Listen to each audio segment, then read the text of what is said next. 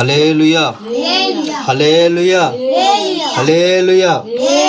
प्रभु के नाम की महिमा हो। आइएगा, आज का हमारा ध्यान के लिए हम वचन ध्यान करेंगे।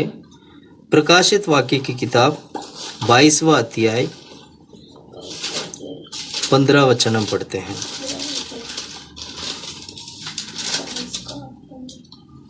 पर कुत्ते और टोने और व्यभिचारी और हत्यारे और मूर्ति पूजक और हर एक झूठ का चागने वाला और गढ़ने वाला बाहर रहेगा। आइए हम प्रार्थना करते हैं।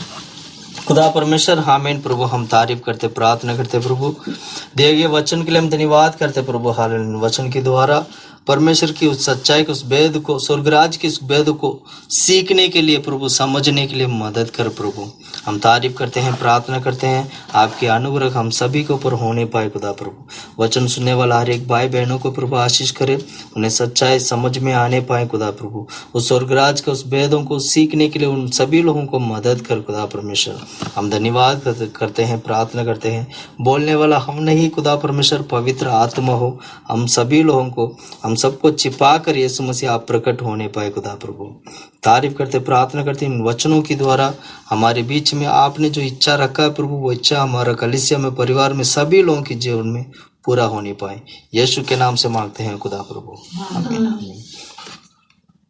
प्रकाशित वाक्य 22 का 15 वचन हम पढ़ते हैं। यहाँ पर झूठे लोग, जो झूठ को चाहने वाला हर एक व्यक्ति बाहर हो जाएंगे। 15 वचन पढ़ना।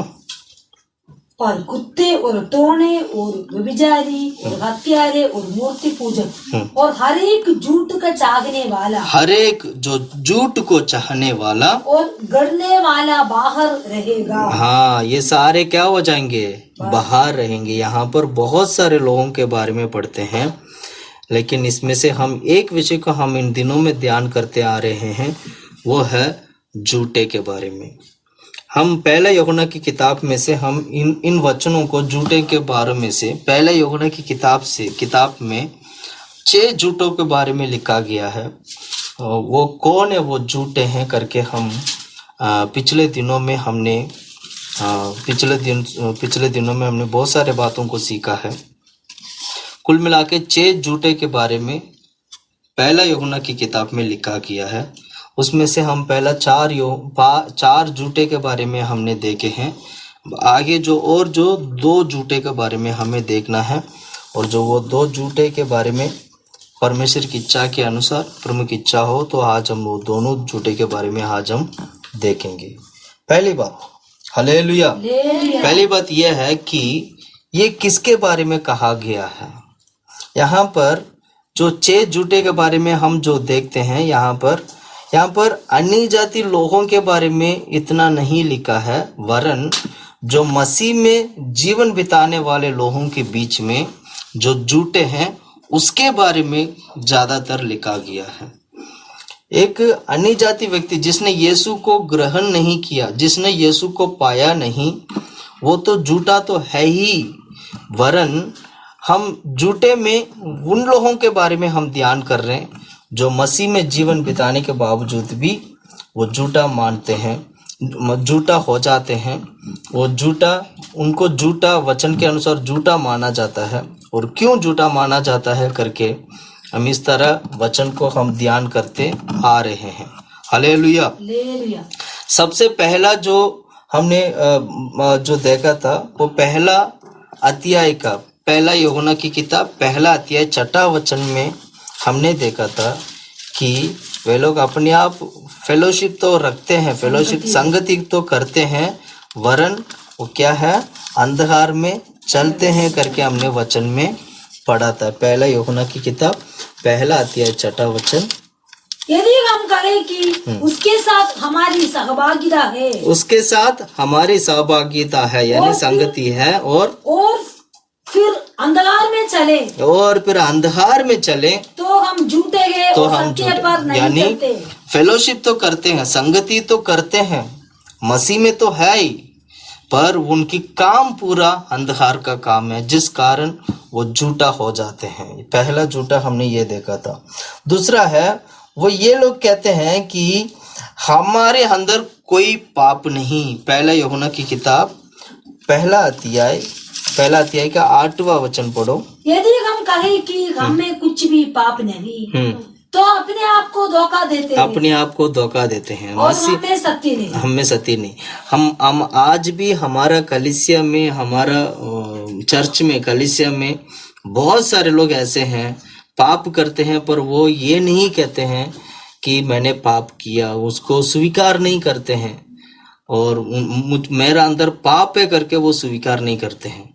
प्रिय भाइयों बहनों, मैं कहना चाहता हूँ, यदि कोई व्यक्ति मेरा अंदर कोई पाप नहीं है करके अगर कहता है तो वो अपने आप को धोखा देता है। इसलिए परमेश्वर के भवन में हमेशा हम पापों को इकरार करना चाहिए। ये वो झूठे लोग हैं जो अपने आप को कहते हैं कि मुझ में कोई पाप नहीं। ये दूसरा नंबर के लोग थे जो हमने इसी पहला यूहन्ना की किताब पहला अध्याय में हमने जो देखा था। पहला यूहन्ना की किताब पहला अध्याय 10वां वचन में तीसरा लोगों को हम देखते हैं, वो ये कहता है कि मैंने पाप नहीं किया। 10वां वचन पढ़ो। यदि हम कहें कि हमने पाप नहीं किया तो उसे झूठा ठहराते हैं, और तो उसे झूठा ठहराते हैं, उसका वचन हम में नहीं है। 10वां वचन में हमने ये देखा था, ये जो अपने आप को कहते हैं कि मैंने कोई पाप नहीं किया, तो इसका मतलब क्या? वो अपने आप को क्या कहते हैं? वो झूठा ठहराता है, यानी झूठे हैं वो, इसलिए वो कहते हैं कि अपने आप को कि मैंने कोई पाप नहीं किया। ऐसे कहने से हम झूठे माना जाएंगे। इसलिए इन वचनों को हम बहुत ही अच्छी तरीके से हमें सीखना होगा।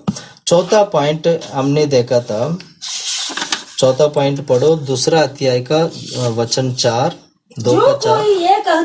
जो कोई ये कहते हैं मैं उससे जान गया हूँ, मैं उससे जान गया हूँ, और उसकी आज्ञाओं को नहीं मानता, और मैं उसकी आज्ञाओं को नहीं मानता, वो झूठा है, और उसमें सत्य नहीं। चौथा ग्रुप वो लोग हैं, वो झूठे हैं जो वो ये कहते हैं कि मैं सब कुछ जानता हूँ, मैं बाइबल के हर एक वचन को जानता हूँ, सब कुछ जानता हूँ करके कहने के बावजूद भी परमेश्वर ने दिया गया आज्ञाओं को ना मानने के कारण वो झूठा बन जाते हैं, झूठा हो जाते हैं। यानी परमेश्वर की आज्ञा का मतलब, पिछले हफ्ते हमने ये सब कुछ देखा था, पुराने नियम की 10 आज्ञा और नया नियम में यीशु ने जो हमें जो 2 आज्ञा जो दिए हैं उसके बारे में हमने पिछले हफ्ते हमने देखा था। जो इस नया नियम की जो आज्ञा जो यीशु ने दिया, उन सभी आज्ञाओं को जो व्यक्ति पालन नहीं करता है वो झूठा माना जाता है। यही वो झूठे हैं जो परमेश्वर के राज्य में प्रवेश नहीं कर पाते हैं। इस तरह अब तक हम 4 झूठे के बारे में हमने देखे हैं।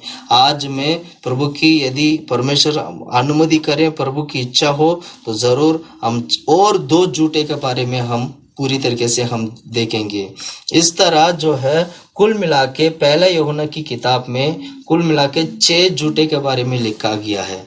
आइए हम 5वां झूठा जो आज हम पढ़ेंगे, वो कौन है वो झूठे लोग? 5वां झूठा हम पढ़ेंगे पहला यूहन्ना की किताब 2 अध्याय 22वां वचन।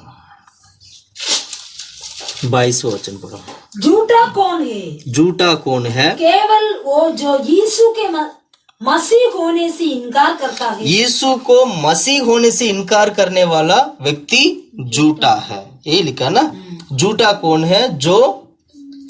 झूठा कौन है? केवल वो जो यीशु के मसीह होने से इनकार करता है और मसीह का विरोधी वही है। और मसीह का विरोधी वही है जो पिता का और पुत्र का इनकार करता है। हाँ, हालेलुया। जो व्यक्ति यीशु को मसीह कहने से इनकार करने वाला व्यक्ति झूठा होता है। ये 5वां पॉइंट है जो आज हम सीख रहे हैं। इसमें वचन में ये लिखा है, जो व्यक्ति यीशु को मसीह कहने से इनकार करना। Hallelujah, hallelujah. यीशु जब इस धरती पे आए थे तो वो मसीहा बनकर आए थे। यीशु को मसीह करके लोग क्या क्या करते थे, नहीं, यीशु को मसीह कहकर लोग नहीं मानते थे। कब? जब यीशु मसीह इस धरती पे आते वक्त यहूदी लोग, खासकर यहूदी लोग मसीह को नहीं मानते थे। इसलिए यहूदी लोगों के बीच में हमेशा परमेश्वर यीशु मसीह ने यही कहते थे, मैं मसीह हूं करके वो कहा करते थे। मैं मेसिया हूं करके कहा, उन्होंने मैं मसीह हूं करके कहा।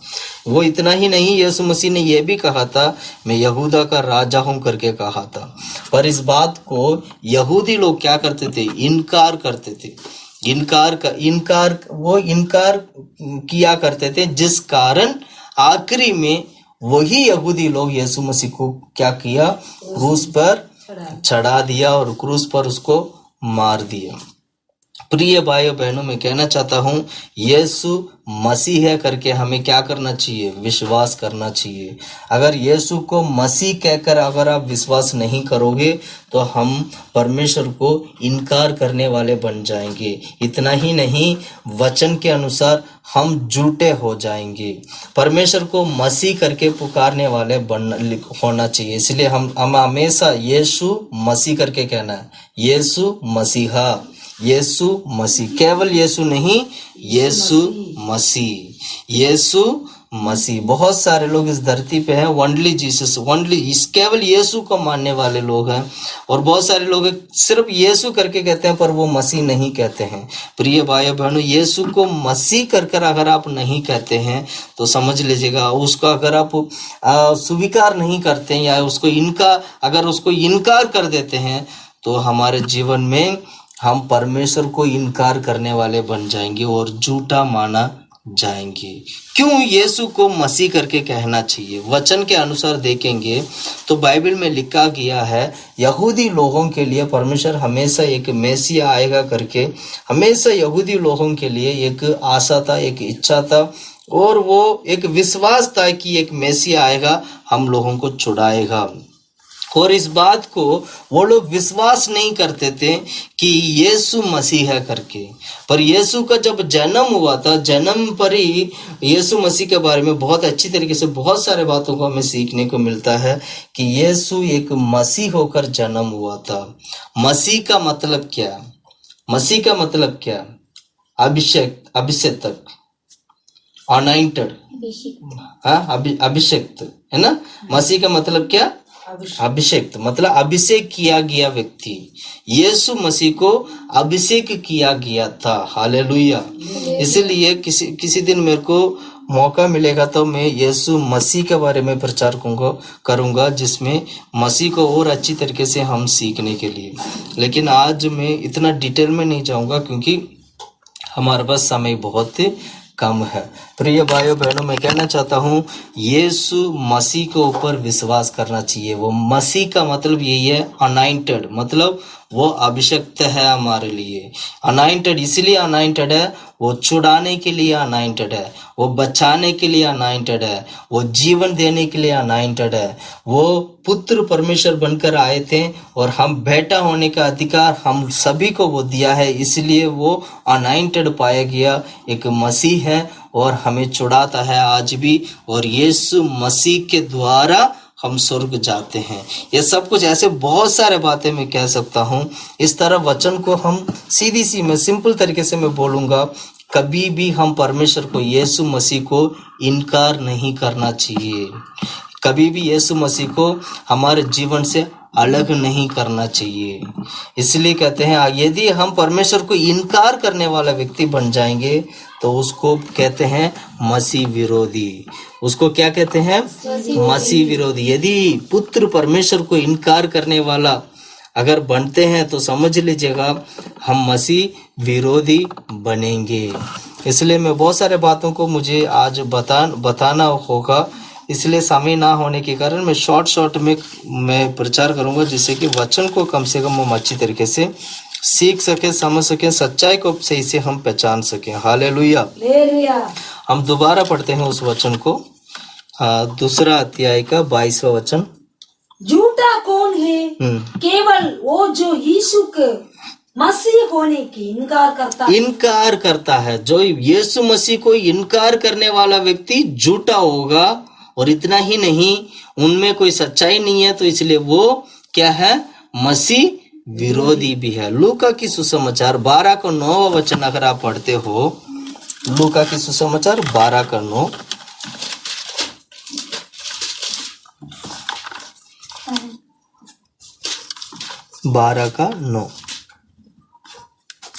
परंतु जो मनुष्यों के सामने मेरा इनकार करे, हाँ, जो व्यक्ति मनुष्यों के सामने मेरा इनकार करे, उसका परमेश्वर के स्वर्गदूतों के सामने इनकार किया जाएगा। उसको परमेश्वर के सामने और स्वर्गदूतों के सामने भी क्या किया जाएगा, इनकार किया जाएगा। आज इस धरती पे जितने भी लोग यीशु मसीह को इनकार करते हैं, आज जितने भी इस धरती पे यीशु मसीह को मनुष्यों के सामने, हर एक धरती पे हर एक प्राणी के सामने, मनुष्यों के सामने जो व्यक्ति यीशु मसीह को जो इनकार करता है, वो क्या होगा, जब स्वर्ग में जाएंगे तो स्वर्ग में भी परमेश्वर क्या करेंगे, सारे स्वर्गदूतों के सामने उनको क्या किया जाएगा, इनकार किया जाएगा।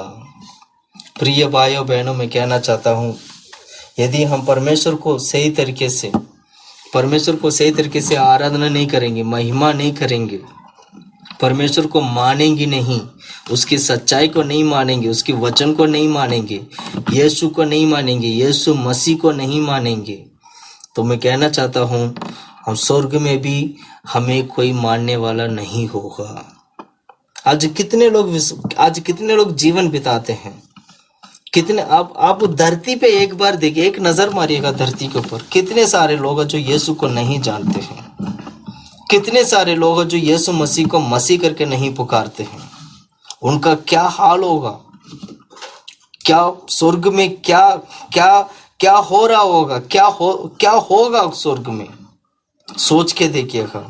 बहुत ही भयंकर होने वाला है आने वाला समय पर, बहुत ही भयंकर होने वाला है, भयंकर एक न्याय होगा जो स्वर्गराज पे। तब क्या इंसान परमेश्वर के सामने खड़ा हो पाएगा?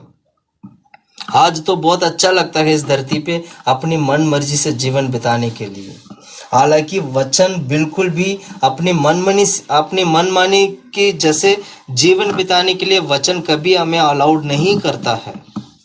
परमेश्वर की वचन हमेशा एक नियम को पालन करने के लिए कहता है।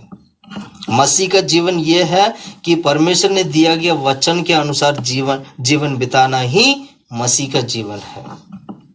हम वचन तो पढ़ते हैं, बाइबल तो पढ़ते हैं, पर वो बाइबल के अनुसार, बाइबल के वचन के अनुसार चलते हैं कि नहीं, वह हमें परखना होगा। आज हम कलीसिया में देखा जाए तो पूरा बाइबल हम कंप्लीट करते हैं क्या, लेकिन उस वचन के अनुसार चलते हैं हम? यह भी हमें ध्यान करना है। हमें यह भी ध्यान करना है क्या हम वचन के अनुसार चलते हैं? यदि हम परमेश्वर को इनकार करने वाले बन जाएंगे तो परमेश्वर के राज्य में प्रवेश कर नहीं पाएंगे, और प्रभु के राज्य में भी स्वर्गदूतों के सामने भी हमें क्या किया जाएगा? इनकार किया जाएगा। लूका की सुसमाचार 12 को 9 वचन जो हमने पढ़ा था, उस वचन को दोबारा पढ़ेंगे। परंतु जो मनुष्यों के सामने मेरे इनकार करे, जो कोई व्यक्ति मनुष्यों के सामने पुत्र परमेश्वर प्रभु यीशु मसीह को इनकार करेगा, उसका परमेश्वर के स्वर्गदूतों के सामने, परमेश्वर के सामने भी और स्वर्गदूतों के सामने भी जो स्वर्ग में जब जाएंगे तब स्वर्ग में सबके सामने उसका क्या किया जाएगा? इनकार किया जाएगा। इसलिए हमें डर और भय जरूर होना चाहिए। दूसरा तीमुथी की किताब 2 का 12 वचन पढ़िएगा। 2 का 12, दूसरा तीमुथी का किताब 2 का 12 वचन पढ़ना, जल्दी पढ़ना। यदि हम धीरज से सहते रहेंगे तो उसके साथ राज्य भी करेंगे। यदि हम उसका इनकार करेंगे, यदि हम परमेश्वर को इनकार करेंगे तो वो भी हमारा इनकार करेगा, वो भी हमारा स्वर्ग में इनकार करेगा। इसलिए मसीह का जीवन क्या? धीरज के साथ परमेश्वर के साथ चलना।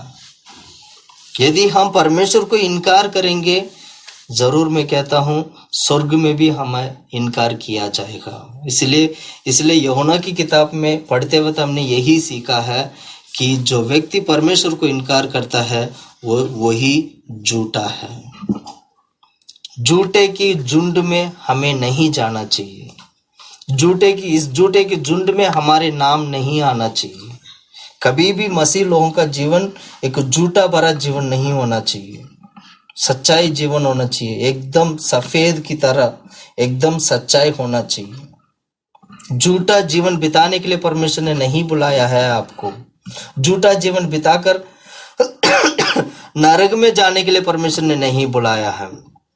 एक पवित्र जीवन बिताकर परमेश्वर के साथ संग प्रभु की राज्य में राज करने के लिए प्रभु ने बुलाया। उस वचन को पढ़ो, क्या पढ़ा था हमने? उसी वचन को अभी जो पढ़ा था, दूसरा तीमुथियुस की किताब 2:12 में जो हमने पढ़ा था उसी वचन को दोबारा पढ़ना। यदि हम धीरज से सहते रहेंगे उसके साथ राज्य भी करेंगे। हाँ, देखिए हमने क्या पढ़ा, उसके साथ राज भी करेंगे। यानी सहने का स्वभाव होना जरूरी है और कभी इनकार नहीं करना है। सहने का स्वभाव मतलब कभी भी हम लोगों को सताया जा सकता है। कभी भी हम लोगों के ऊपर कोई भी व्यक्ति हमें सताया जा सकता है, हमें मार सकता है, हमें कुछ भी कर सकते हैं। उस वक्त भी क्या नहीं करना है? परमेश्वर को इनकार नहीं कर, प्रभु को कभी भी इनकार नहीं करना। प्रभु को इनकार करोगे तो परमेश्वर का मसीह विरोधी बन जाओगे, मसीह विरोधी बन जाओगे, मसीह के खिलाफ हो जाओगे। प्रिय भाइयों बहनों, मैं यही बात मैं कहना चाहता हूँ, मैं बताना चाहता हूँ कि हमारे जीवन बदले।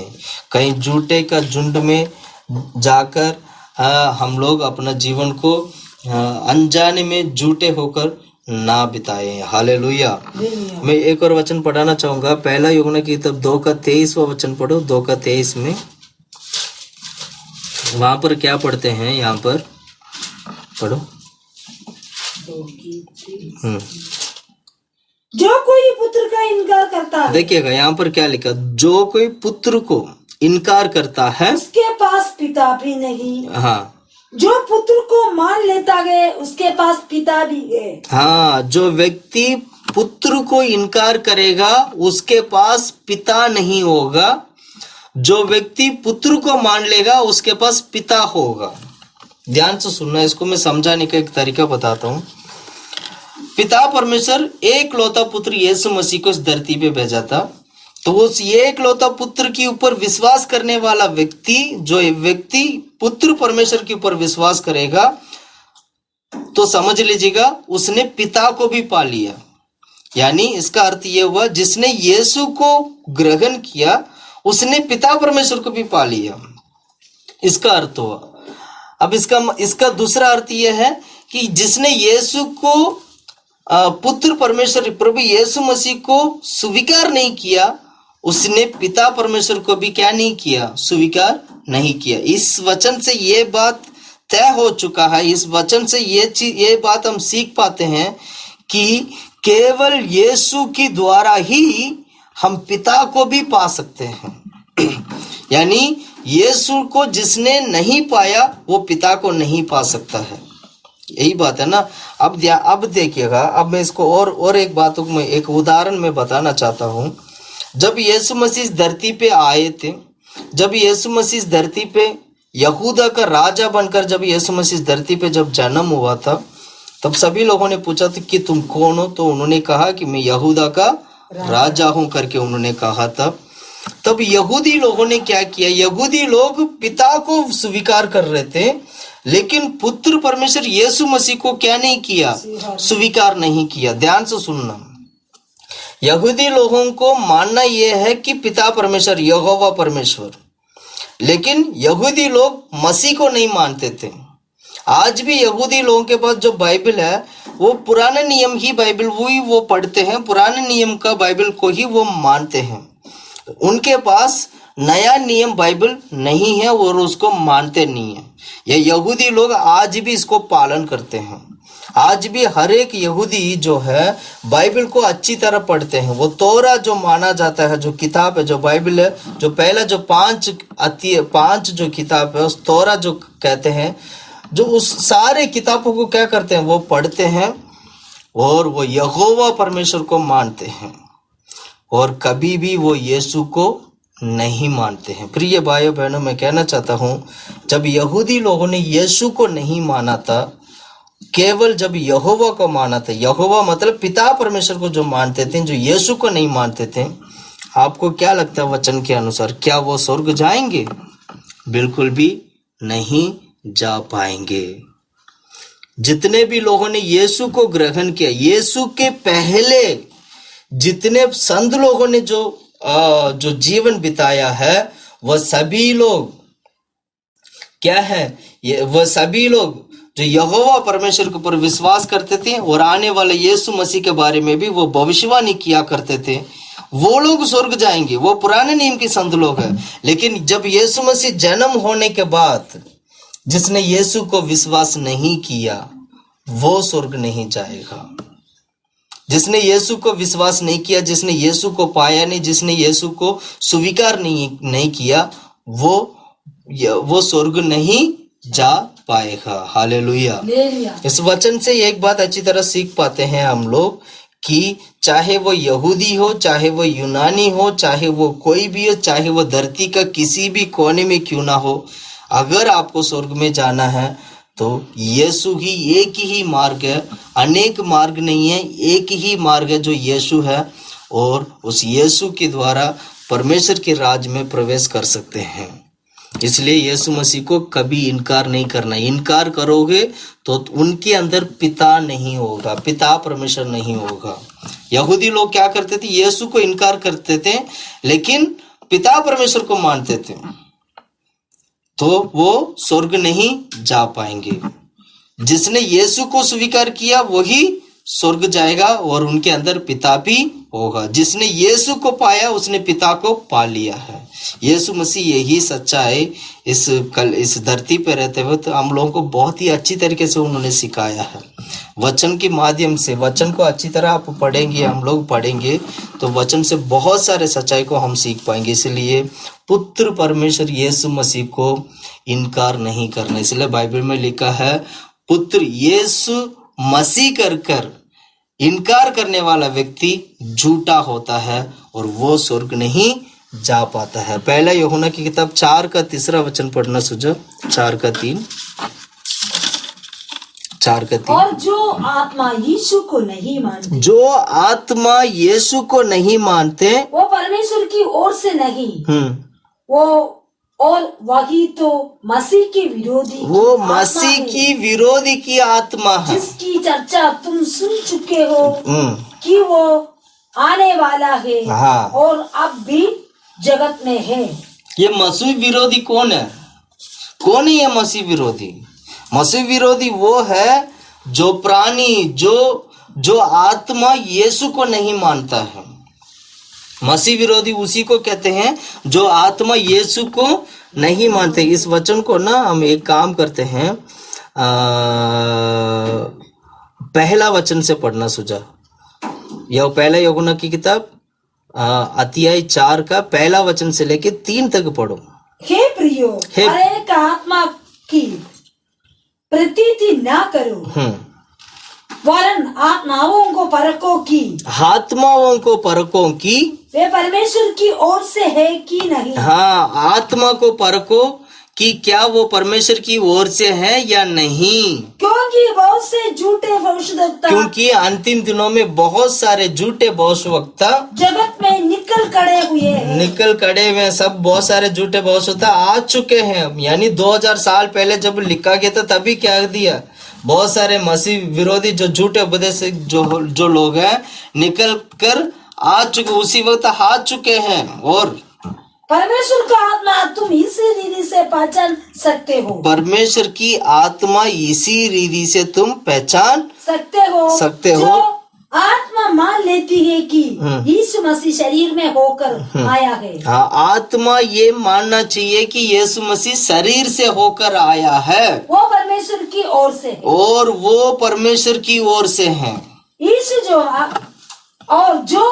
आत्मा यीशु को नहीं मानता, जो आत्मा यानी जो व्यक्ति यीशु को नहीं मानता वो है परमेश्वर की ओर से नहीं, और वो परमेश्वर की ओर से नहीं, और वही तो मसीह के विरोधी और की वो- आत्मा है, वही तो मसीह विरोधी की आत्मा है, जिसकी चर्चा तुम सुन चुके हो, जिसकी चर्चा तुम सुन चुके हो वो कि आने वाला है, और वो आने अब वाला भी है। जगत में है। हालेलुया। हालेलुया। जो चाहे कोई भी प्राणी क्यों ना हो, कोई भी व्यक्ति क्यों ना हो, अगर वो एक आत्मा यदि परमेश्वर को यीशु मसीह को नहीं मानेगा तो वो क्या है?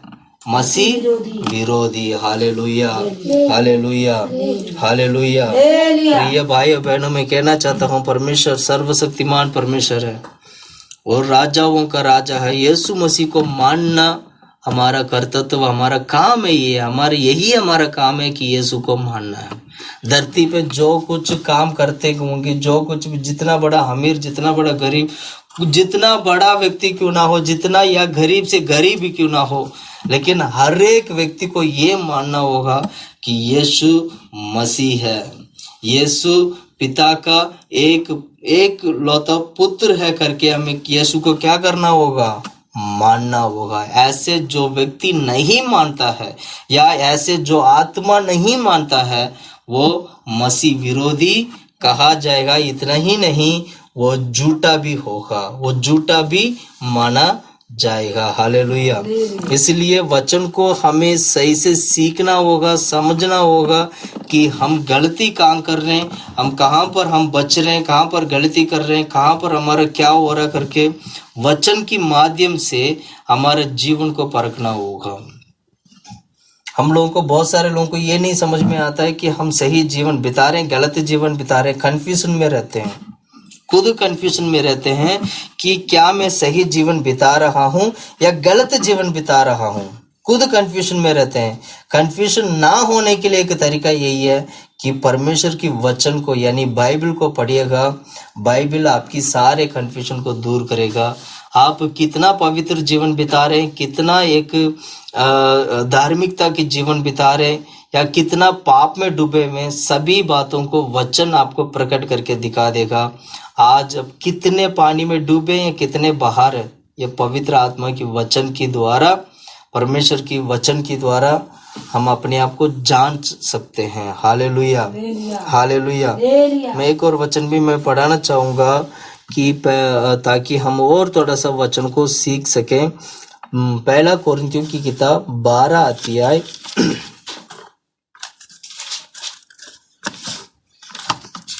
पहला कोरिन्थियों की किताब 12 अध्याय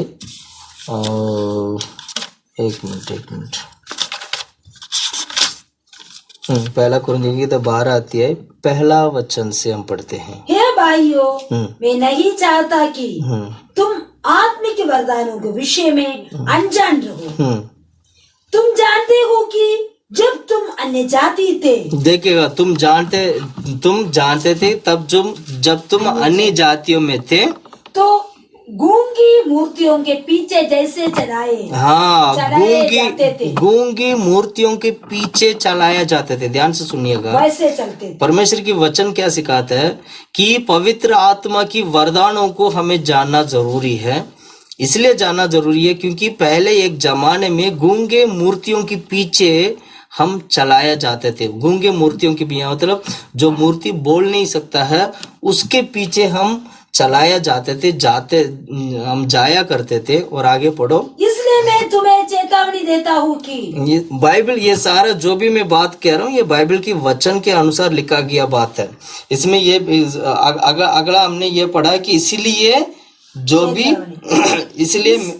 मैं तुम्हें चेतावनी देता हूँ। देखिएगा, बाइबल में लिखा गया बातों को ही हम पढ़ रहे हैं क्योंकि बाइबल के वचन को हमें पालन करना है। इसलिए मैं बाइबल के वचन को मैं जैसे लिखा वैसे मैं बताऊंगा। इसमें लिखा है कि गूंगे मूर्तियों के पीछे क्या किया करते थे?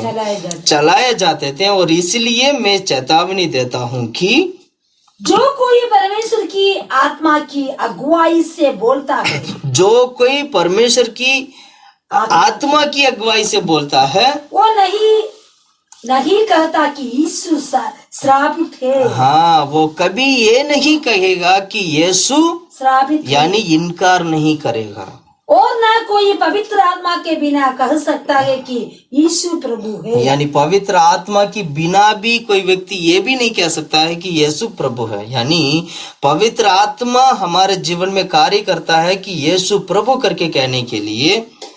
और जिसने यीशु को नहीं पाया या जिसने पवित्र आत्मा को नहीं पाया उसने जो है यीशु प्रभु है करके वो कह नहीं पाएगा।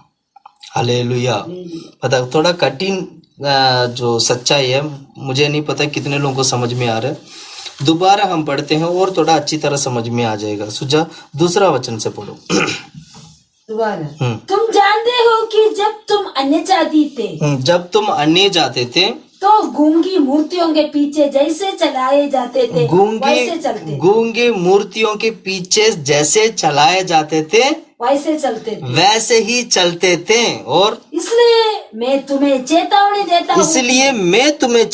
देता हूँ जो कोई परमेश्वर की आत्मा की अगुवाई से बोलता है। हाँ, जो कोई परमेश्वर की आत्मा की अगुवाई से बोलता है वो नहीं कहता कि जो कोई व्यक्ति परमेश्वर की आत्मा की अगुवाई के अनुसार बोलने वाला व्यक्ति कभी ये नहीं बोलेगा कि यीशु मसीह श्रापित है। और ना कोई पवित्र आत्मा के बिना कह सकता है और ना कोई पवित्र आत्मा के बिना कह सकता है कि यीशु प्रभु है। यानी पवित्र आत्मा की बगैर कोई व्यक्ति ये भी नहीं बोल सकता है कि यीशु मसीह प्रभु है। क्या कहते हैं, बिना पवित्र आत्मा का हम ये नहीं कह सकते हैं कि यीशु मसीह प्रभु है। यानी यीशु मसीह प्रभु है करके कहने के लिए पवित्र आत्मा हमें मदद कर रहे हैं। इसका अर्थ यही हुआ कि यीशु मसीह प्रभु है करके कहने के लिए पवित्र आत्मा हमें मदद कर रहा है। और अगर पवित्र आत्मा नहीं है और परमेश्वर की आत्मा नहीं है और तो हम लोग क्या है और परमेश्वर को प्रभु यीशु मसीह कर हमें पुकार भी नहीं पाएंगे। Hallelujah, hallelujah. इसलिए वचन को अच्छी तरह सीखने से, वचन को अच्छी तरह पढ़ने से ये बात क्लियरली हमें समझ में आता है कि कभी भी हम पुत्र परमेश्वर प्रभु यीशु मसीह को इनकार नहीं करना चाहिए। Hallelujah, hallelujah. प्रिय भाइयों बहनों, मैं कहना चाहता हूँ यीशु ही हमारे लिए मार्ग, सत्य, जीवन है। नहीं देना है, अपने आप को क्या नहीं करना है, धोखा नहीं। मैं एक और वचन में पढ़ाना चाहूंगा, दूसरा यूहन्ना की किताब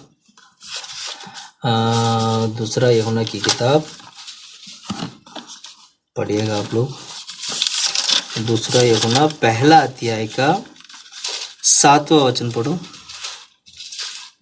क्योंकि बहुत से ऐसे भरमाने वाले जगत में निकल आए हैं। बहुत से ऐसे जो भरमाने वाले जगत में निकल कर आए हैं जो ये नहीं मानते कि यीशु मसीह शरीर में होकर आया। हाँ, वो लोग ये नहीं मानते हैं कि यीशु मसीह शरीर में होकर आया। भरमाने वाला और मसीह विरोधी यही है। भरमाने वाला और मसीह विरोधी यही है। Hallelujah, hallelujah. मसीह विरोधी कौन है करके अगर आपको ऐसे सवाल उठता है तो सवाल का जवाब यही है कि यीशु मसीह शरीर से होकर आया करके जो नहीं मानता है वही भरमाने वाला है और वही झूठा मसीह है, वही मसीह विरोधी है। और इतना ही नहीं, वही झूठा भी है। Hallelujah, hallelujah. इतना ही नहीं, यहूदा की किताब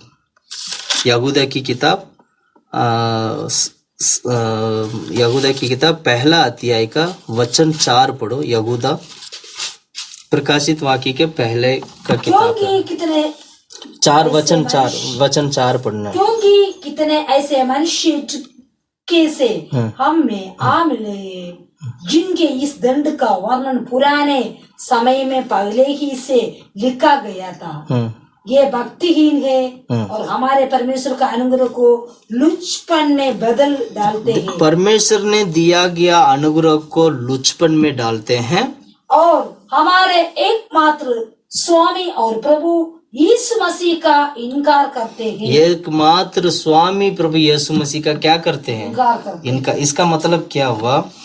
प्रभु ने दिया गया अनुग्रह को विभिन्न प्रकार की पाप में अगर हम जीवन बिताएंगे, यानी प्रभु ने हमें अनुग्रह दिया है उद्धार पाने के लिए, प्रभु ने हमें अनुग्रह दिया है हम लोग सारे पापों को छोड़कर यीशु पवित्र होने के लिए और यीशु के पीछे चलने के लिए, और उस अनुग्रह को हम क्या करते हैं, लोग क्या करते हैं, उसको पाप करने लगते हैं। जब उस मिला गया अनुग्रह के साथ जब पाप करने लगते हैं तो समझ लीजिएगा वो व्यक्ति परमेश्वर को इनकार करता है। इसका मतलब ये हुआ वो व्यक्ति परमेश्वर को क्या करता है, इनकार करता है। यानी परमेश्वर ये मसीह में आने के बाद, इसका मतलब इस वचन का अर्थ यही हुआ, मसीह में आने के बाद, मसीह का परमेश्वर का वो अनुग्रह पाने के बाद, उस पाने के बाद या परमेश्वर का उस आशीष को पाने के बाद दोबारा जब हम लुचपन या व्यभिचार या विभिन्न प्रकार के जो पापों में जब हम जाते हैं तो वो व्यक्ति परमेश्वर को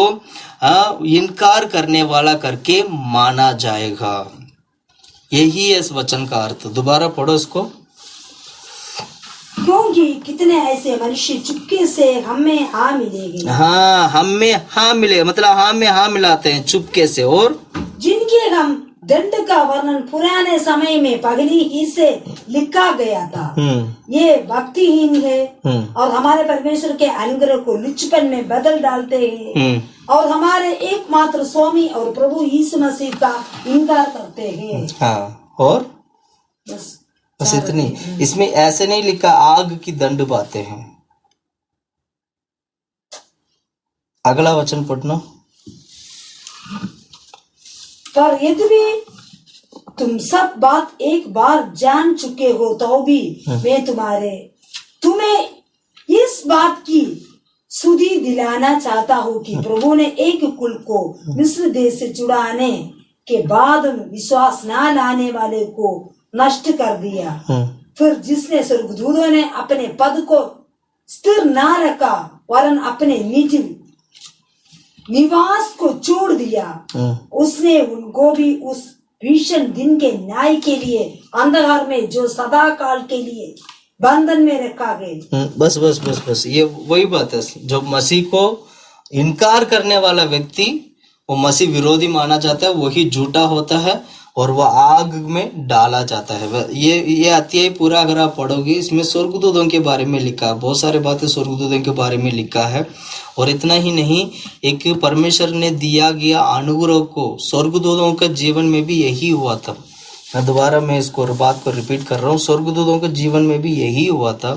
उन्होंने क्या किया, परमेश्वर ने दिया गया अनुग्रह को विभिन्न प्रकार की पापों में इस्तेमाल करने के कारण वो परमेश्वर को इनकार किया और वो दुष्ट बन गया और शैतान बन गया और परमेश्वर का मसीह विरोधी बन गया। इसी तरह आत्मिक जीवन में हमें सीखने वाली बात यह है कि परमेश्वर ने दिया गया अनुग्रह को पाने के बाद हम किसी भी प्रकार के लुचपन में या व्यभिचार में, किसी भी प्रकार की पाप में यदि हम जीवन बिताते हैं तो समझ लीजिएगा हम मसीह को इनकार करने वाले बन जाते हैं और हम झूठे मान जाते हैं और हम मसीह विरोधी बन जाते हैं।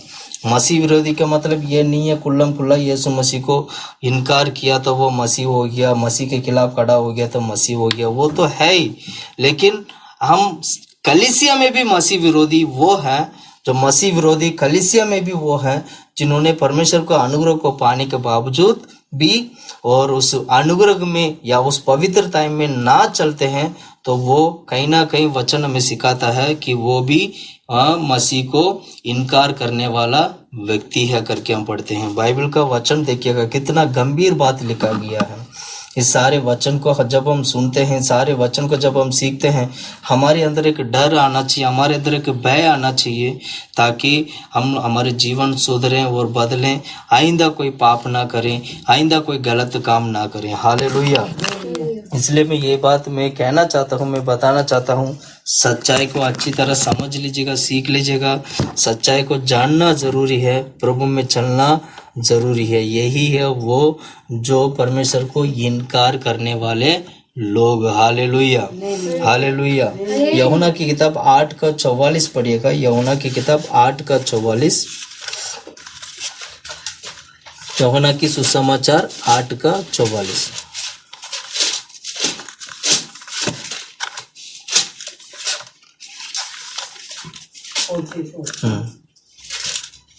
पढ़ो। तुम अपने पिता शैतान से ही और अपने पिता को लालसाओं को पूरा करना चाहते हो। वो तो आरंभ से हत्यारा है। यहाँ पर शैतान का बारे में लिखा और सत्य पर स्थिर ना रहा, क्योंकि सत्य उसमें ही नहीं।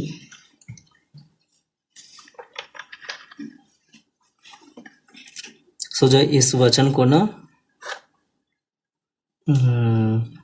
40 से पढ़ना, 40 से लेके 42 से लेके 44 तक पढ़ना। 42। यीशु ने उनसे कहा, यदि परमेश्वर तुम्हारा पिता होता तो तुम मुझसे प्रेम रखते, क्योंकि मैं परमेश्वर की ओर से आया हूँ। मैं आपसे नहीं आया, परंतु उसी ने मुझे भेजा।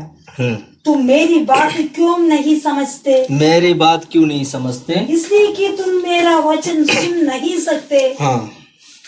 तुम अपने पिता शैतान से ही और अपने पिता की लालसाओं को पूरा करना चाहते हो। शैतान जो अपने पिता से ही, मतलब शैतान की पिता से ही तो अपनी लालसाओं को, मतलब अपनी सारे पापों को क्या करना चाहते हो? पूरा करना चाहते हो। और वो तो आरंभ से हत्यारा है। अब शैतान के बारे में यीशु कहता है, देखिएगा, वो तो आरंभ से क्या है? हत्यारा है और सत्य पर स्थिर ना रहा। और आज तक वो सत्य पर स्थिर ना रहा, क्योंकि सत्य उसमें है ही नहीं। हाँ, उस शैतान के अंदर तो सत्य है ही नहीं। जब वो झूठ बोलता तो अपने स्वभाव ही से बोलता है। जब वो झूठ बोलता है तो अपना ही स्वभाव से ही बोलता है, क्योंकि वो झूठा है, वरन झूठ का पिता है। हाँ, ध्यान से सुनिएगा। झूठ बोलने के वालों क्या करते हैं? ज्यादातर झूठ बनाकर बोला जाता है।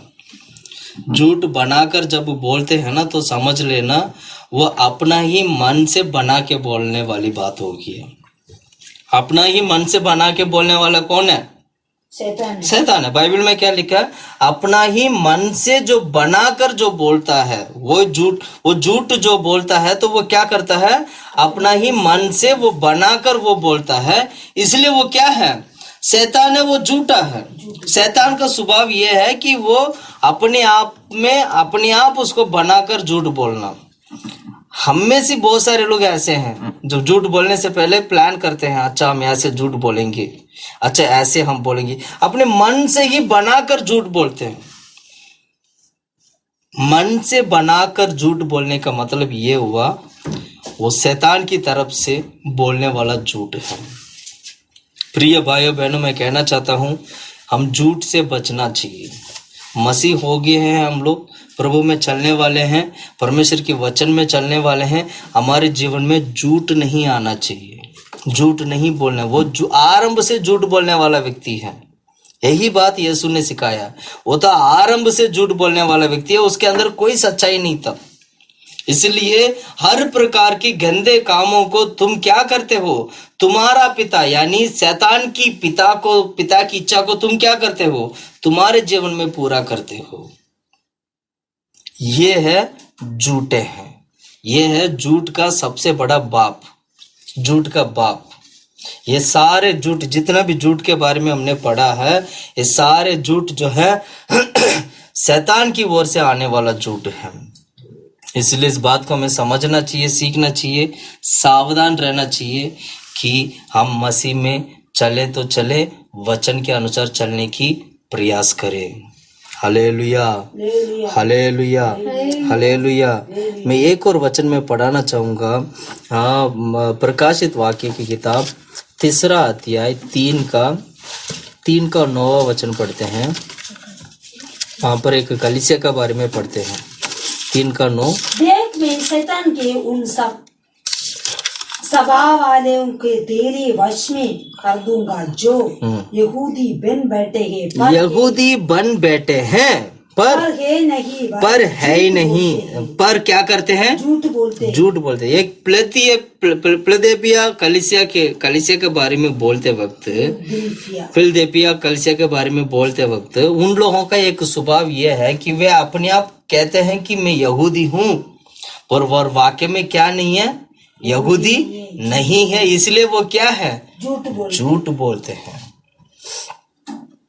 वचन के अनुसार अगर हम देखा जाए तो वचन में हम क्या सीखते हैं, वाकई में हम यहूदी तो नहीं है, पर हम स्वर्ग में जाने वाला व्यक्ति यहूदी जब तक नहीं बनेगा वो स्वर्ग नहीं जा सकता है। यह सच्चाई तो पक्का है कि जब तक एक व्यक्ति यहूदी नहीं बनेगा वो स्वर्ग नहीं जा सकता है। यहूदी कैसे बनेगा, इसलिए यीशु मसीह जब इस धरती पे आए थे यहूदी के लिए आया था, पर यहूदी इनकार करने के कारण अन्य जाति लोगों के बीच में यीशु मसीह ने सुसमाचार को लेके गया और अन्य जाति व्यक्ति को प्रभु ने यहूदी बनाया। इसलिए मैं कहता हूं वचन हमें यह सिखाता है कि हम आत्मिक रीति से यहूदी हैं। हम आत्मिक रीति से क्या है, यहूदी हैं। इसलिए हम कतना करते नहीं हैं, लेकिन हमारे हृदय में कतना होता है।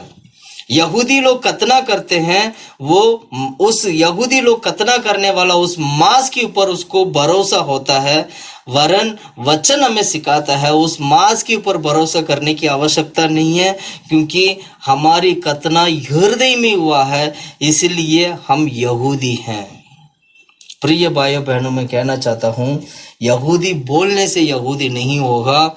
यहूदी के लिए यहूदी का एक जीवन बिताना होगा, वो है जो आत्मिक जीवन है, जो यीशु के द्वारा जीवन बिताने वाला जीवन है, जो यहूदी की तरह जीवन बिताकर हम यहूदी होकर, यानी आत्मिक में यहूदी होकर हमें स्वर्ग जाना चाहिए।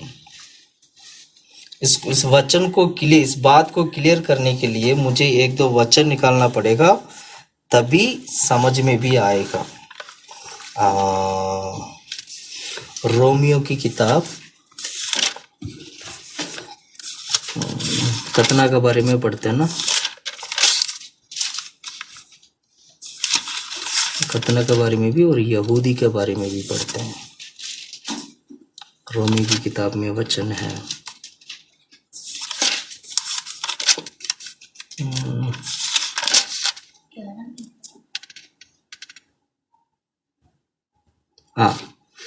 रोमियो की किताब 2 अध्याय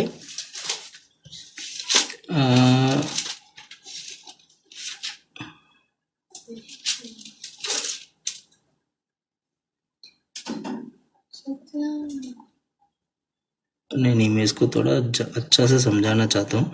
आप एक काम करो सुजा, 26 से पढ़ना।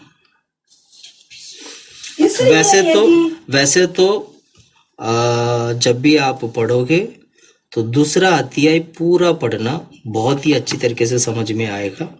अभी मैं कहाँ से पढ़ रहे हूँ, 26 से पढ़ो। इसलिए यदि कतना रहित मनुष्य व्यवस्था की विधियों की माना करे तो क्या उसकी बिन कतना की दशा कतने के बराबर ना गिनी जाएगी? और जो मनुष्य शारीरिक रूप से बिन कतना रहा, यदि वो व्यवस्था को पूरा करे तो क्या तुझे जो लेख पाने और कतना किए जाने पर भी व्यवस्था को कितना, देखो कितना क्लियरली लिखा बाइबल है ना। 28 वचन पढ़ो। क्योंकि यहूदी वो नहीं जो प्रकट में यहूदी है, यहूदी वो नहीं जो प्रकट में यहूदी, और ना वो कतना है जो प्रकट में है, जो प्रकट में क्या, प्रकट में है और देग में है। देग में मतलब देग में, शरीर में जो उस मांस को काटा जाने से कतना नहीं होता है। यहूदी वो नहीं जो प्रकट में है ना। क्या पढ़ा था, यहूदी क्योंकि यहूदी वो नहीं जो प्रकट में, हाँ, यहूदी वो नहीं जो प्रकट में यहूदी है, मतलब कहने से बोलने से यहूदी नहीं होता है। इसका मतलब क्या हुआ, यीशु मसीह यहूदी को लेके जाना चाहता है, पर प्रकट में यहूदी दिखाने से तो यहूदी स्वर्ग नहीं जाएगा। हो सकता है तुम्हारा जो खानदान यहूदी होगा, वो खानदान यहूदी जो है स्वर्ग नहीं जा सकता है, जब तक वो यहूदी यीशु को नहीं मानेगा। आगे पढ़ो। पर यहूदी वो है जो मन में है कतना वही है जो हृदय का और आत्मा में है। हाँ, हृदय, बस मन में जो है वही यहूदी है। हृदय पे कतना करने वाला व्यक्ति यहूदी का। इसका मतलब क्या हुआ? आत्मिक रीति से हृदय पर कतना कर हम यहूदी बनते हैं। कतना का मतलब ये हुआ, पुराने नियम में कतना का मतलब यह है कि शरीर का अंग का थोड़ा सा मांस को काटना कतना माना जाता है। पर नया नियम में कतना का मतलब ये है कि मन फिराव को कतना कहा जाता है। मन फिराना कतना है। हमारे हृदय में मन फिराना, किस बात की मन फिराना है? किया हुआ सारा पापों को मानकर परमेश्वर से माफी मांगना, किया हुआ हर एक गलतियों को मानना कि मैं पापी हूं करके बोलना, मैंने पाप किया करके बोलना, प्रभु यीशु मेरा पापों को क्षमा करके प्रभु से माफी मांगना, पश्चाताप करना, ये सारा मन फिराव है। जब इस तरह यीशु मसीह के पास आकर मन फिरते हैं तो समझ लीजिएगा उसी वक्त हमें कतना किया जाता है। ये मसीह के जीवन में सबसे पहला कदम ही कतना है। मैं दोबारा बोलता हूं, मसीह के जीवन में सबसे पहला कदम यही है कि कतना करना। यानी जो व्यक्ति सबसे पहले आकर मन फिरता है, पापों को मानकर मन फिरता है, तो समझ लीजिएगा उसने सबसे पहले कतना किया है। नया नियम के अनुसार कतना करना। इसको पुराने नियम में अगर मैं समझाऊं तो पुराने नियम में समझाने का तरीका बताता हूं। पुराने नियम में जब तक एक व्यक्ति कतना नहीं करेगा तो वो व्यक्ति क्या कहते हैं, टैबरनेकल, तंबू का जो विलाप वाला तंबू में बाहरी जो हिस्सा, जो आउटर कोट जो बोलते हैं, वहां जाकर बलि नहीं चढ़ा सकता है। यदि एक इस्राएल व्यक्ति मिलाप वाले तंबू में जाकर बलि चढ़ाना है तो वो व्यक्ति सबसे पहले कतना किया हुआ व्यक्ति होना चाहिए। शरीर से कतना किया हुआ व्यक्ति जब तक नहीं होगा वो मिलाप वाले तंबू में जाकर क्या नहीं कर सकता है, बलि नहीं चढ़ा सकता। इसी तरह एक व्यक्ति जब तक परमेश्वर की मंदिर होने के लिए, यानी हमारा शरीर मंदिर है ना, परमेश्वर की मंदिर होने के लिए या परमेश्वर की राज में प्रवेश होने के लिए जब तक एक व्यक्ति हृदय में कतना नहीं करेगा तो उसको उद्धार नहीं मिलेगा, यानी उसका बलि अंगीकार नहीं किया जाएगा। इसलिए कहते हैं हृदय में कतना करना। अब हृदय में कतना करने से क्या होगा? वह यहूदी माना जाएगा। इसलिए नया नियम की कलीसिया आत्मिक रीति से यहूदी है। भले हम अन्य जाति लोग हैं, भले हम शरीर से, भले हमारा जन्म यहूदी में नहीं है, लेकिन आत्मिक रीति से हृदय में कतना होने के कारण आज हम यहूदी हैं और आज हम यीशु को मानने के कारण, यहूदी होने के कारण प्रभु के राज में जाएंगे। इसलिए फिलिप्पियों कलीसिया के बारे में पढ़ते वक्त वहां हम ये पढ़ते हैं कि वो कहते तो हैं कि यहूदी, पर वो क्या है? वो क्या है? झूठा है। वो झूठ बोलते हैं। प्रिय भाइयों बहनों, वचन से हम इस बात को अच्छी तरह सीखते हैं कि हम यीशु मसीह को कभी इनकार नहीं करना चाहिए। हालेलुया। पहला यूहन्ना की किताब 2 अध्याय 18 वचन, पहला यूहन्ना 2:18। हे लड़कों, ये अंतिम समय है और जैसा तुमने सुना है कि मसीह का विरोधी आने वाला है, मसीह का विरोधी आने वाला है, उसके अनुसार अब भी बहुत से मसीह विरोधी उठ खड़े हुए हैं। इससे हम जानते हैं कि ये अंतिम समय है। ये अंतिम समय। प्रिय भाइयों बहनों, मैं कहना चाहता हूँ अंतिम समय में हम आ चुके हैं, जो मसीह विरोधी काम करने का समय है। और इस समय पर हमें इस बात को समझना चाहिए कि कहीं मसीह विरोधी के हाथ में हमारे जीवन कहीं फंस ना जाए। अगर फंस जाएंगे, मसीह विरोधी के हाथ में अगर हमारी जीवन अगर फंस गया तो कहीं ना कहीं हम मसीह को इनकार करने वाले बन जाएंगे। अगर मसीह को इनकार करने वाले बनेंगे तो वचन के अनुसार झूठा माना जाएगा। इसीलिए 5वां पॉइंट हमने ये सीखा है कि ये वो लोग हैं जो यीशु को मसीह का करके नहीं मानते हैं, इसीलिए वो क्या है? झूठे हैं। वो क्या है? झूठे। 2 का 22 वचन पढ़ो, पहला यूहन्ना 2 का 22। झूठा कौन है? हाँ, केवल ये जो यीशु के मसीह होने से इनकार करता है। यीशु को मसीह होने से इनकार करने वाला व्यक्ति क्या है? झूठा है। ये इतना तक हमने 5 पॉइंट देखा। छठा पॉइंट हम देखेंगे। छठा पॉइंट में कौन है झूठा? छठा झूठा कौन है वो हम देखेंगे। 4 का 20वां वचन पढ़ो सुझाव, पहला यूहन्ना की किताब 4 का 20। यदि कोई कहे, जोर से पढ़ो, यदि कोई कहे हाँ, यदि कोई कहे मैं परमेश्वर से प्रेम रखता हूँ और अपने भाई से बैर रखते हो, परमेश्वर से प्रेम रखता हूँ करके कहने के बाद और अपनी खुद की भाई से या अपनी जो भाई, जिसको जो लोग भाई बने, अपनी भाई से यदि बैर रखते हो वो झूठा है। और वो क्या है? झूठा है। झूठा है। हालेलुया। आखिरी पॉइंट हम ये सीख रहे हैं कि मसीह को तो मैं प्रेम तो करता हूँ करके कहने के बाद अपनी भाई बहनों के साथ बैर रखोगे, यानी उनको नफरत करोगे, उनको इनकार करोगे, तो तुम क्या माना जाओगे? झूठा है तू। अपने भाई को तुम प्रेम नहीं कर सकता है तो मसीह को भी तुम प्रेम नहीं कर सकता है। वही व्यक्ति मसीह को प्रेम कर सकता है जिसने भाई को प्रेम किया है। हालेलुया। बहुत ही अच्छी तरीके से मैं वचन से मैं बता सकता हूँ। हम वचन से ना बहुत ही अच्छी तरीके से बहुत सारी बातों को हम सीख सकते हैं। मैं कुछ बातों को मैं सिखाऊंगा आज, ताकि मैं बताऊंगा, ताकि हम वचन को और थोड़ा अच्छी तरह सीख सके। पहला यूहन्ना की किताब सुझाव 3 का 17 पढ़ो, 17 वचन।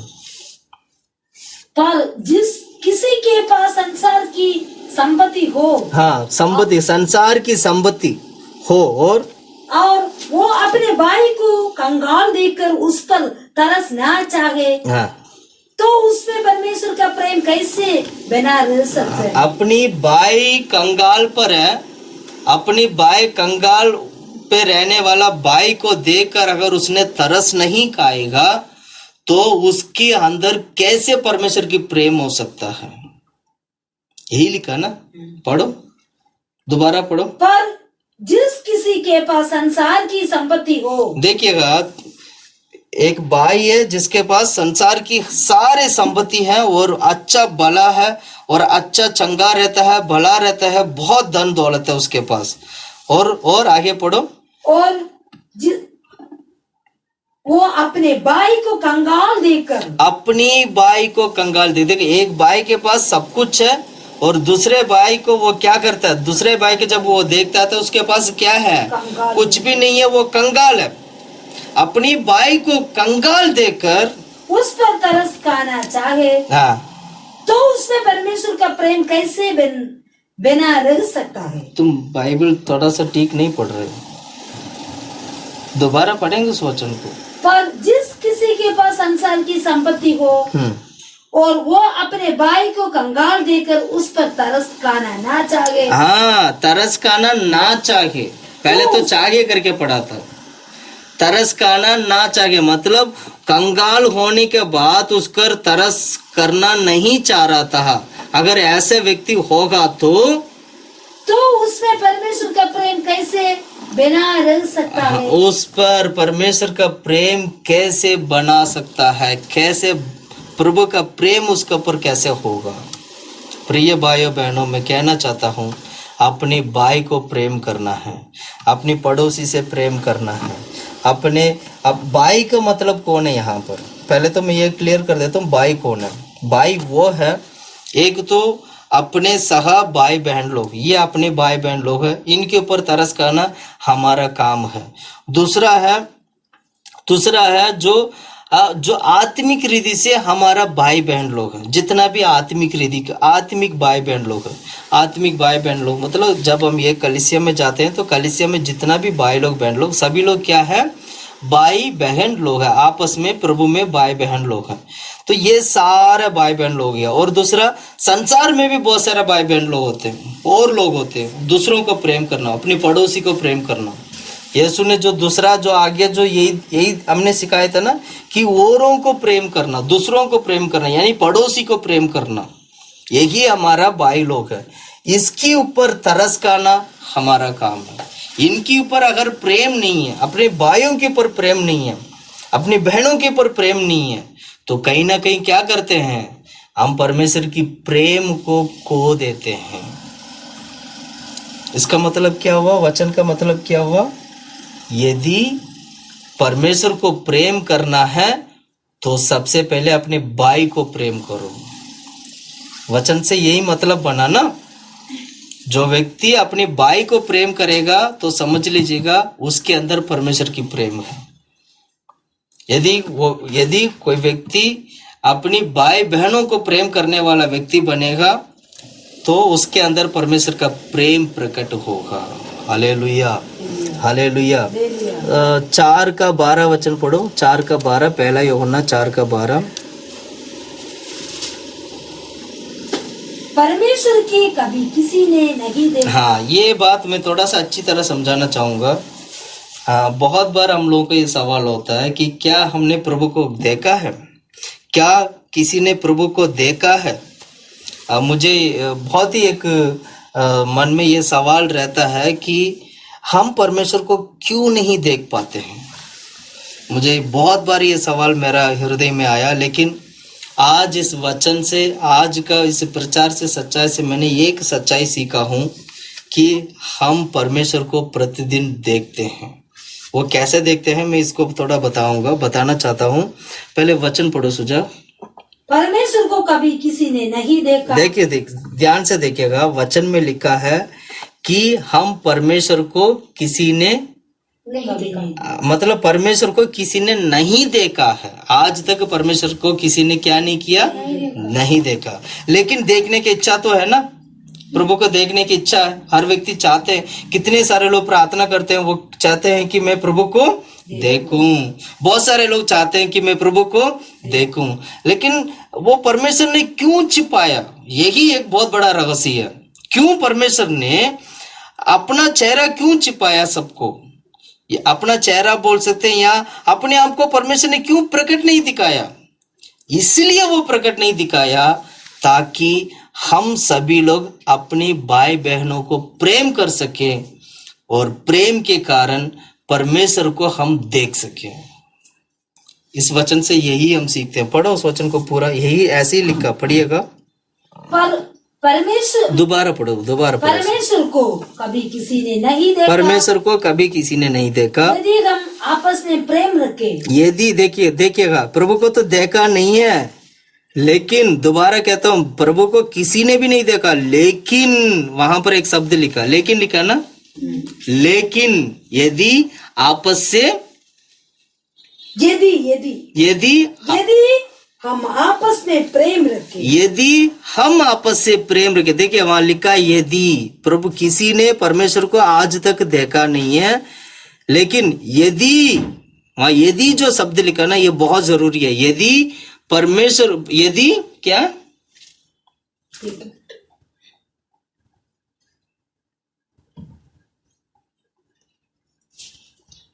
परमेश्वर को कभी किसी ने नहीं देखा, यदि हम आपस में प्रेम रखे। यदि सुजा इस वचन में रहो तुम, ठीक है। यदि हम आपस में प्रेम रखें तो परमेश्वर हमें बने रहता है, और परमेश्वर हमें क्या होता है, बने रहता है, और उसका प्रेम हमें सिद्ध हो गया। हाँ, इसका मतलब हम परमेश्वर की प्रेम हमारे अंदर आ गया तो समझ लो हम परमेश्वर को देख लिया है। हम प्रभु को क्या कर लिया, देख लिया है। हम प्रभु को क्या कर लिया, देख। प्रभु का प्रेम हमारे अंदर आना चाहिए। और नया नियम में परमेश्वर की प्रेम को कैसे पाते हैं, कैसे पाते हैं, पवित्र आत्मा, हालेलुया हालेलुया। जब परमेश्वर की प्रेम हमारे अंदर आ जाएगा तो पवित्र आत्मा क्या होगा, हमारे बीच में वास करेगा। यानी जिसके अंदर पवित्र आत्मा है, जिसके अंदर पवित्र आत्मा है, मैं कहूँगा अच्छी तरह परमेश्वर को प्रेम करने वाले बने। Hallelujah hallelujah. परमेश्वर की प्रेम जितना भरेगा हमारे हृदय में, उसी वक्त पवित्र आत्मा आ जाएगा और उसके द्वारा हम परमेश्वर को क्या कर सकते हैं, हम पा सकते हैं, देख सकते हैं। इसलिए एक दूसरे को प्रेम करना जरूरी है। प्रेम कैसे आएगा, प्रेम हमारे हृदय में कैसे आएगा, एक दूसरे अपने भाइयों को माफ करने के कारण प्रेम आएगा। अपने भाई को माफ करिएगा, प्रेम आपके जीवन में आएगा। प्रेम के कारण पवित्र आत्मा आपके जीवन में वास करेगा। जितना हम एक दूसरे के साथ प्रेम रखेंगे उतना ही पवित्र आत्मा जल्दी पालोगे। मैं इतना ही मैं सीधा शॉर्टकट में अगर मैं बोलूं कि पवित्र आत्मा पाना है तो कैसे पाना चाहिए, मैं सीधी बात बोलूंगा। एक दूसरे का जितना प्रेम आप लोग एक दूसरे के साथ परमेश्वर का प्रेम बने रहेगा, उतना ही जल्दी पवित्र आत्मा पालोगे। रोमियो की किताब 5:5 में हम यही पढ़ते हैं कि क्या पढ़ते हैं, मसीह का प्रेम। पढ़ो ना, अब ये वचन में वापस आएंगे दोबारा। रोमियो की किताब 5:5 में क्या पढ़ते हैं, और आशा से लज्जा नहीं होती, आशा से लज्जा नहीं होते, क्योंकि पवित्र आत्मा जो हमें दिया गया, जो पवित्र आत्मा में दिया गया है, उसके द्वारा परमेश्वर का प्रेम हमारे मन में डाला गया। परमेश्वर का प्रेम हमारे मन में क्या हुआ, डाला गया। हालेलुया। इसलिए एक दूसरे को प्रेम करने का मतलब यही है कि एक दूसरे को प्रेम करने से परमेश्वर का प्रेम हमारे हृदय में आएगा और वो प्रेम पवित्र आत्मा जो है हमारे बीच में कार्य करेगा। Hallelujah hallelujah. यूहन्ना की किताब 13:35 वचन पढ़िएगा, 13:35 पढ़िएगा। यूहन्ना की किताब 13:35।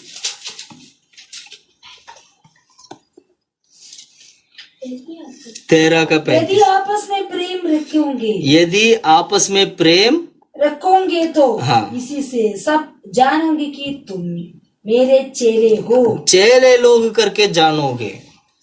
आपस में प्रेम रखोगे तुम, इससे सभी लोग ये कहेंगे कि ये परमेश्वर की चेले लोग हैं।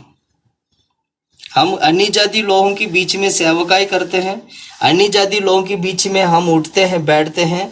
यदि हमारा मसीह लोगों के बीच में परमेश्वर की प्रेम नहीं दिखाई दिया, या भाईचारा की प्रेम मसीह लोगों के बीच में नहीं दिखाई देगा, तो अन्य जाति लोग भी ये नहीं कहेगा कि ये क्या है, परमेश्वर की चेले लोग हैं। वो ये नहीं बोलेगा ये प्रभु का चेले हैं, वो तो ये बोलेगा ये शैतान के बच्चे हैं। बहुत सारा कलीसिया में लड़ाई झगड़ा होता है, बहुत सारे पास्टर्स लोगों के बीच में भेदभाव है। वो आपको वचन के अनुसार देखा जाए तो क्या वाकई में उन पास्टर्स लोगों को या उन जो मसीह भाई बहन लोगों को जिसके कलीसिया में लड़ाई झगड़ा जो बहुत कुछ जो भेदभाव जो होते हैं, उनको अन्य जाति लोग देखकर ये बोलेंगे कि ये मसीह का लोग है या ये परमेश्वर की चेले लोग है करके बोलेंगे? कभी नहीं बोल पाएंगे, क्योंकि आपस में प्रेम नहीं है। मैं ये बात मैं कहना चाहता हूँ, इस बात को मैं रखना चाहता हूँ, बताना चाहता हूँ।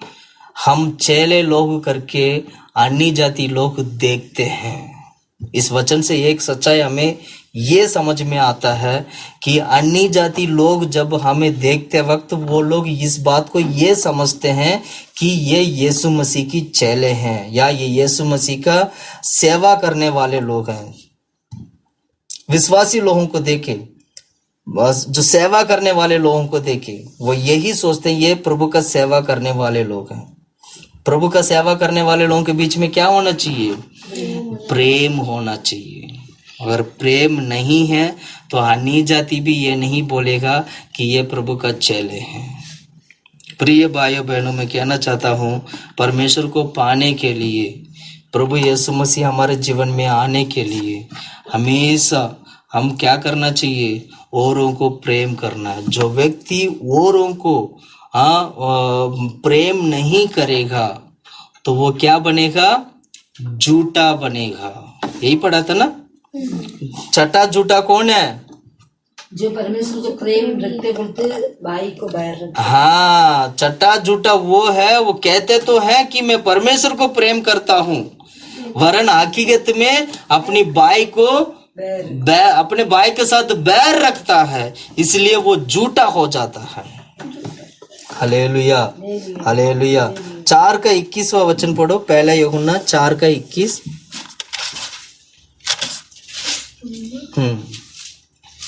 उससे हमें ये आज्ञा मिली है, उससे देखिए, उससे हमें ये आज्ञा मिली है कि जो कोई परमेश्वर से प्रेम रखता है वो अपने भाई से भी प्रेम रखे। यीशु ने यही तो आज्ञा दिया था।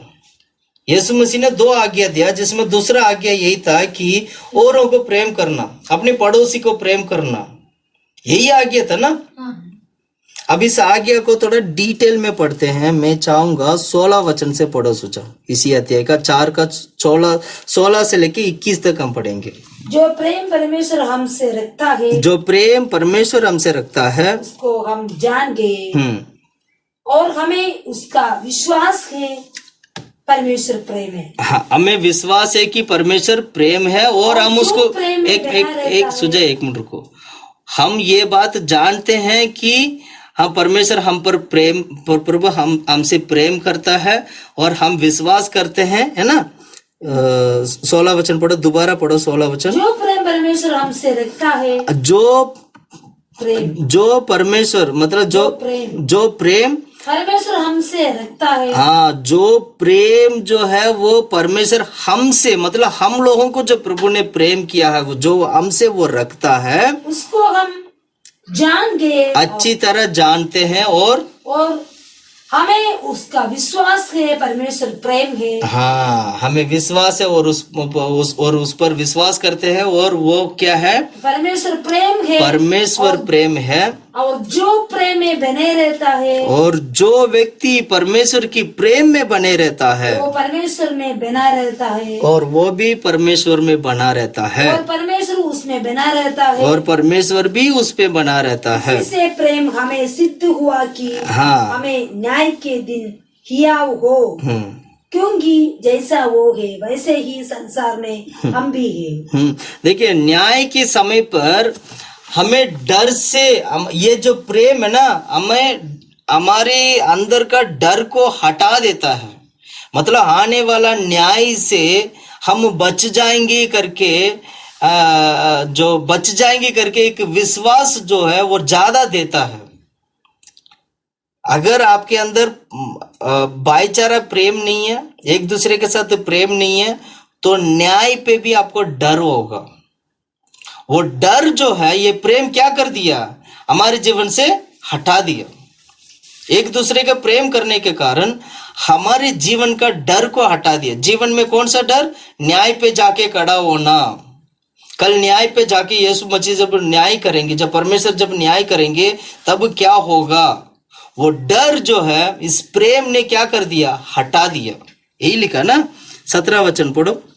इसी से प्रेम हमें सिद्ध हुआ कि हमें न्याय के दिन हियाव। हाँ, देखो, भाईचारे की प्रेम के कारण वो प्रेम सिद्ध हो जाता है। सिद्ध होने के कारण न्याय से बचने की हियाव मिले। मतलब हमें धैर्य मिल जाता है, यानी क्या बोलते हैं उसको, दिलेरी मिल जाता है हम लोगों को कि मैं बचूंगा जरूर, मैं न्याय पे जाके खड़ा नहीं होऊंगा।